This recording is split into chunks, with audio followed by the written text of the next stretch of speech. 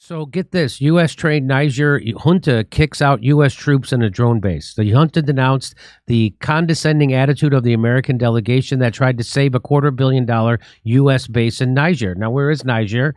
Here it is. That's where it is in Africa. I think this is Libya. This is Nigeria. That's Niger. So, yeah, okay. Yeah, there's Niger. There's Nigeria, there's Libya, there's Chad. So you get an idea where it is. Colonel Major Amadou Adrahami, a spokesperson for Niger's ruling junta, took to the national television network on Saturday to denounce the United States and end the long-standing counterterrorism partnership between the two countries. The government of Niger, taking into account the aspirations and interests of its people, revokes with immediate effect the agreement concerning the status of United States military personnel and civilian defense department employees, he said, declaring that the security pact, in effect since 2012, violated Niger's constitution. The announcement came in the wake of spiking terrorist violence in the West African Sahel and on the heels of a visit by Niger by a high-level U.S. delegation that included top officials from the State and Defense Departments, as well as General Michael Langley, the chief of U.S. African Command, or AFRICOM. Now, let's remember that Libya was going to start their own dollar backed by gold called the Afro, and they was going to compete against the euro, and that was why we overthrew Libya and Gaddafi, because then we couldn't be able to sanction them. The fact that African countries have to use the United States dollar as their currency of reserve is why we're able to control them economically in many ways. And I'll show you a little bit more about that in a second. So the Sahel is the semi-arid region of western and northern central Africa, extending from Senegal eastward to Sudan. It forms a transitional zone between the arid Sahara Desert to the north and the belt of humid savannas through northern Senegal, southern Mauritania, and the Great Bend of the Niger River in Mali, Burkina Faso, and southern Niger, northwestern Nigeria, south central Chad, and into the... So that's where it is. Okay? So that's where they're having the terrorist problems, they say. Niger regrets the intention of the American delegation to deny the sovereign Nigerian people the right to choose their partners and types of partnerships truly capable of helping them fight against terrorism. The government of Niger forcefully denounces the condescending attitude accompanied by the threat of retaliation from the head of the American delegation. There's only one reason we're there. If we're there to exploit those people. And yep. Niger is onto it, right? And I'll show you in a second how we do that. The full court press by the United States officials was just the latest clumsy diplomatic effort since the July 2023 coup. Junta leader, this guy, General Tiani, rebuffed Deputy Secretary of State Victoria Nuland, who's that warmongering mental case, in August of 2023, and Assistant Secretary of State for African Affairs Mali Fee, who was also in this month's high-level delegation, led a failed effort in December to exchange resumed security cooperation for a commitment to a democratic transition. Niger's junta rejects a diplomatic visit by regional and UN officials over atmosphere of menace. On Monday, this is back in August 8th, 2023. On Monday, acting U.S. Deputy Secretary Victoria Nuland met with the coup leaders and said they refused to allow her to meet with Bazoum, who she described as under virtual house arrest. She described the mutinous officers as unreceptive to her appeals to start negotiations and restore constitutional rule. So they had a coup. They overthrew their government. They didn't like their government in Niger. And the Americans come back and they're like, no, we got to put that government back in place because they're our puppets.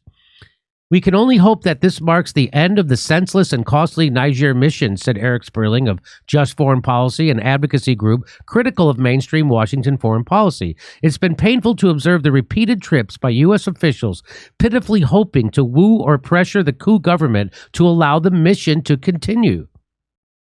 The U.S. has roughly 1,000 military personnel and civilian contractors deployed in Niger, most of them clustered near the town of Agadez on the southern fringe of the Sahara Desert and at Air Base 201. We got 1,000 soldiers in Niger. Did you know that? Known locally as Base Americaine, the outpost serves as the linchpin of the U.S. military's archipelago. How do you say that word? Archipelago of bases in North and West Africa, and a key part of America's wide-ranging surveillance and security efforts in the region. Since the 2010s, the U.S. has sunk roughly $250 million into the outpost. This is in addition to more than $500 million in military assistance provided to Niger since 2012. After a group of military officers deposed Niger's democratically elected president Mohamed Bazoum last summer, the U.S. spent months avoiding the term coup before finally, as mandated by law, suspending approximately $200 million in aid. The U.S. did not, however, withdraw its forces from Niger and continued drone operations. So we really need that military base in Niger. In the wake of Niger's March 16th decree ending their status of forces agreement with the United States, both the State Department and Pentagon have done little more than acknowledge it. We're seeking further clarification for what the statement means, said the department's deputy press. So they're not pulling their troops out yet, is what that means. Singh went on to say that the U.S. delegation had expressed concern over Niger's potential relationship with Russia and Iran. This is all about imperialism and hegemony. Earlier this month, Langley, the AFRICOM chief, said that told the Senate Armed Services Committee that Russia was attempting to take over the Sahel, which is that band of... During the past 3 years, national defense forces turned their guns against their own elected governments in Burkina Faso, Guinea, Mali, and Niger, he said, complaining that due to U.S. aid limitations following coups, these governments turned to partners who lack restrictions in dealing with coup governments, particularly Russia. Langley failed to mention that at least 15 officers who benefited from U.S. security assistance have been involved in 12 coups in the West Africa and the greater... So we're the ones in there training these guys that do the coups. Mm-hmm. Including Burkina Faso, 2014, 2015, and twice in 2020, in Guinea in 2021, in Mali in 2012 and 2020, and in Niger in 2023. At least 5 leaders of the July 2023 coup in Niger received American assistance, according to the U.S. official. The coup leaders, in turn, appointed 5 U.S.-trained members of the Nigerian security forces to serve as that country's governors. Asked about the situation in Niger on Monday, State Department spokesperson said security partnerships in West Africa are mutually beneficial and are intended to achieve what we believe to be shared goals of detecting, deterring, and reducing terrorist violence. While U.S. troop strength in Niger grew by more than 900% in the last decade, and U.S. commandos trained local counterparts and fought and even died there, terrorist violence in the African Sahel has neither deterred nor reduced. So it's all for nothing. During 2002 and 2003, according to the State Department, terrorists caused just 23 casualties in all of Africa. Wow.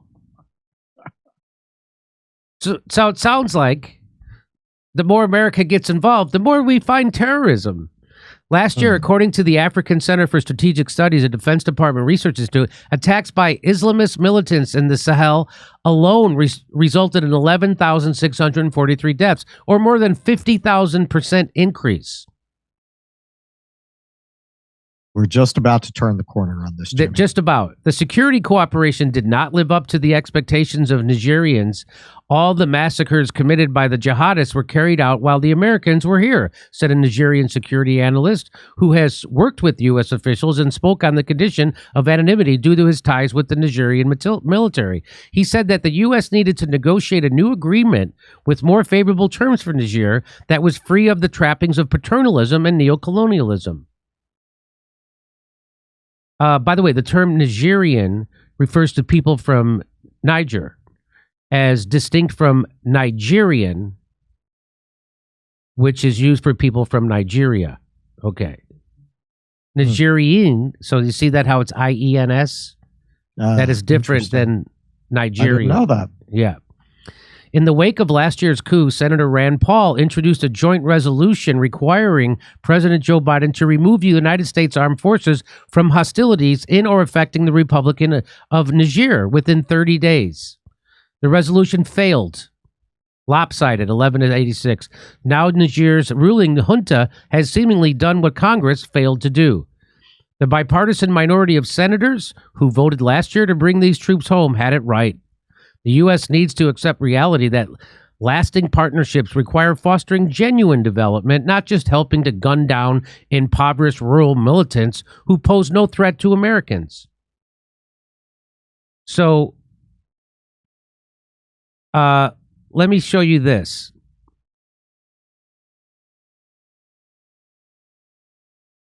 So this is John Perkins, author of Confessions of an Economic Hitman. And here's what he has to say. Managed to create the world's first truly global empire. And it's the first empire that's been created primarily without the military. It's been created by economic hitmen, by people like what I once was. And we work many different ways, economic hitmen, but perhaps the most common is that we will identify a third world country that has resources our corporations covet, like oil, and then arrange a huge loan to that country from the World Bank or one of its sisters. But the money never goes to the country. Instead, it goes to our big corporations to build infrastructure projects, power plants, highways, industrial parks, things that benefit a few very rich people in that country, as well as our own corporations, but don't help the majority of the people who are too poor to buy electricity, don't have the skills to get jobs in industrial parks, don't own cars to drive on the highways. And yet those very people, the whole country is left holding a huge debt so that it can't pay for education and social services and health care for its people. In fact, the debt is so huge by intent that at some point we economic hitmen go back and we say, listen, you owe us a lot of money. You can't repay your debts, so sell your oil real cheap to our oil companies without regard to the environment. Vote with us on the next critical United Nations vote. Send troops in support of ours to some place in the world like Iraq. And in that way, we've created this empire. On the few times when we economic hitmen fail, as I talk about in the books, as I failed in Ecuador with Jaime Roldos and in Panama with Omar Torrijos, then the jackals go in. And these are men, maybe a few women, who overthrow governments or assassinate their leaders. So if I'm unable to bring them around, if the economic hitman is unable to bring them around through legal means, what we do is we use legal means through the World Bank, but it's basically corrupting the leaders of these countries. If we're unable to corrupt them, then the jackals go in and take care of them. So that's the game the United States plays around the world. Yep. And now Niger is revolting against us. So the Niger coup sparks concerns about French and European Union uranium dependency. Oh, they need uranium from Niger? Really? So Niger is the provider of 15% of France's uranium needs and accounts for a fifth of the European Union's uranium stock. So there's always a natural resource that they want. Of course. And here's the South African giving it to Secretary of State Anthony Blinken. One of the experiences we should draw lessons from is the reality that there has been a lot of external interference in Africa. And a lot of that external interference has fueled conflict in many African countries, has fueled instability, has supported opposition groups against liberation fighters, and so on. You know the history, perhaps better than myself.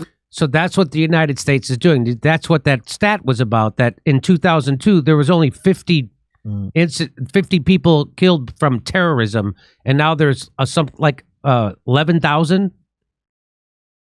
And she's telling you where it's coming from. The United States goes into these countries. We fund and we arm these groups to fight against each other. This is a reality. So In my view, while there may be concern about Wagner Group or Van Dyck, which is another security group which was in Mozambique, there's also a concern about countries that have mineral interests in African countries and are there as a destabilizing force.